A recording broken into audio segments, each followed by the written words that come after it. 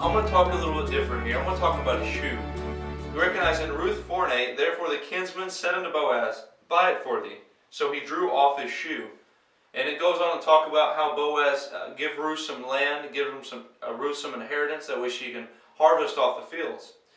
But it kind of puzzled me here. Why would Boaz take off his shoe?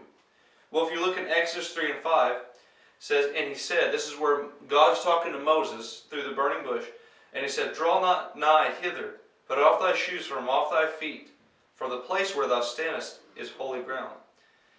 In Joshua 5:15, God's talking to Joshua. He says, and the captain of the Lord of hosts said unto Joshua, loose thy shoe from off thy foot, for the place whereon thou standest is holy. And Joshua did so. Now, if you look in the comparison between Moses and Joshua, God asked Moses to take both his shoes off both his feet. Now God changes it to singular with Joshua. He says, and the captain of the Lord of hosts said unto Joshua, loose thy shoe, remember this is singular, loose thy shoe off thy foot. And I've wondered that, why would God ask Joshua to just take one shoe off when he asked Moses to take both of them? And why would Boaz, when he's given some land to Ruth, take off his shoe before the elders? Well, let me explain this.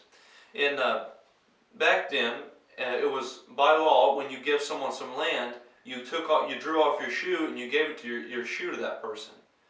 What that signified, what that represented was, you were giving them that land. That was saying when you give someone a shoe, they could walk and do whatever they want on that land because you had to do it before the elders and have all the witnesses.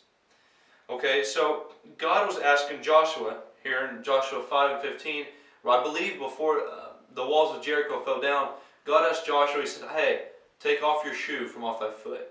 He's asking Joshua, I want every part of you. I want all that land, that spiritual land that you have. Everything you have, I want to own that. I want to control that. And today, in your spiritual lives, as silly it may sound, take off that shoe. Let God know that He can have every single part of you, that He has permission and able to walk wherever He can in your life. If He can't be Lord of all, He won't be Lord at all.